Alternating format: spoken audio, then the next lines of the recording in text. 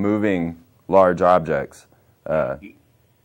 Yes. Yes, I consult on projects similar, I mean, I guess on Discovery Channel and such. People see mega movers where people go out to move floating drilling rigs and things of that nature. And as I got to looking at it, I had never seen anyone who actually moved things for a living go to the pyramids and say, how did they move these things? That is the biggest question, isn't it? I mean, we've had so many different theories with ideas of building big mud ramps or, just how these stones got there. Now, are these stones, I mean, they seem to be so large, according to most people that have discussed the pyramid. Is this really the case, that they're just so... There are some big ones, but there are a few. And the Great Pyramid is a documented 481 feet tall. We've known that since the 1800s. We've also known since the 1850s, it was well documented that there's 201 layers of rock that make up the 481 feet. A simple math process, 481 divided by 201, the average stone layer is only 2.4 feet. They may not be that big at all. Yeah, it doesn't sound that big. Well, they're not. I mean, both the 481-foot height and the 201 tiers of rock are very well documented and can be tested by anyone. We just don't look for the simple. We often look for the complicated. The bottom two tiers of the Great Pyramid, the bottom tier appears to be about 5 feet tall, and it varies depending on where you're standing around the structure. This second layer is almost as thick. The problem is when you stack two 5-foot layers of rock, when you and I stand before it, it's 10 feet tall.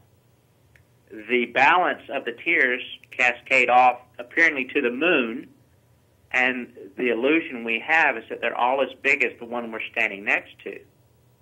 When you do the math, you realize that they can't be. None of them are. Huh. Well, so what are your thoughts on how they move these stones? Well, the thing that I focused on is if the average stone is less than 2.4 feet, we probably need to focus on moving a 2-foot stone rather than the 60-ton stones. And so I said, well, I mean, let's go ahead and focus on the mass and figure out how that's done.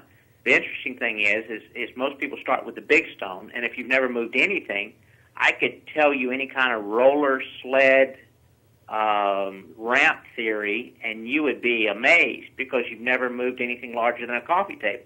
This is true.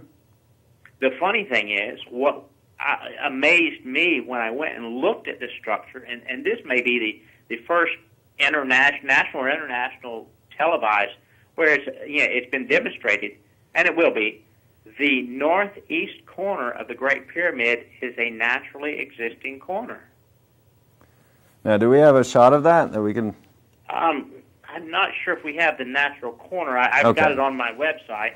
I don't think we have the natural corner. We probably could look at the aerial.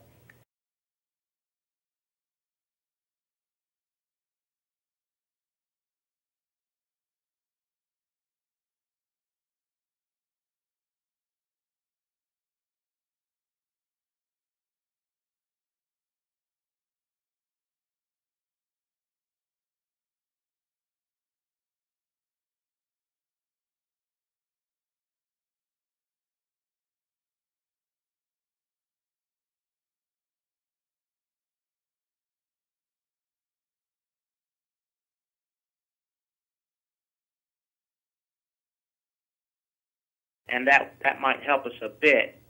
And the northeast corner, we've got the east side, but we don't have the northeast on this one. Okay, yeah.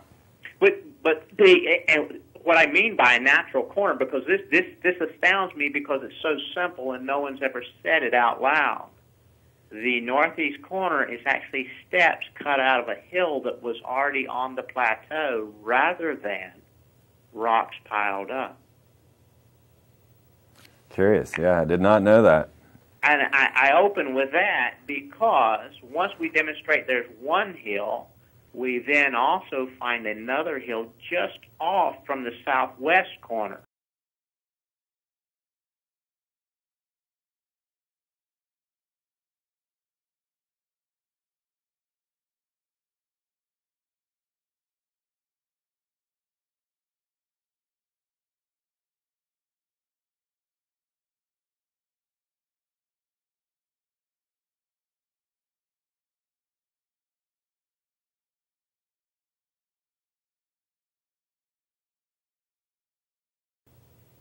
Demonstrating there were hills under the plateau. I mean, on the plateau. Here's the funny thing. If you and I were to pile up rocks seemingly to the moon or for whatever purpose, we would probably have enough common sense to start where there was already a pile of rocks. Yeah, I would think so. But we don't give these ancients that much credit. We give them credit for being just ingenious, but we don't give them credit for having common sense. Right.